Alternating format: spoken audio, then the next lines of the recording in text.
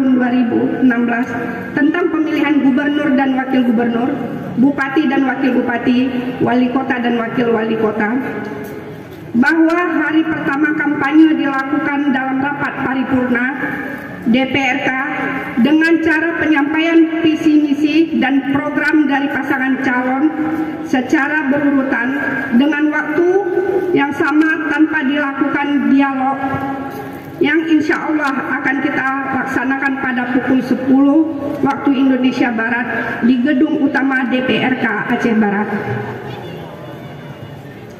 Terakhir, atas nama penyelenggara KIP Kabupaten Aceh Barat mengucapkan selamat melaksanakan tahapan kampanye bagi pasangan calon, tim kampanye, dan para pendukung.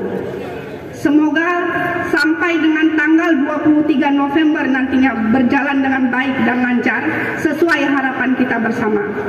Hanya ini yang dapat saya sampaikan. Mohon maaf bila ada kata yang salah dan kurang berkenan.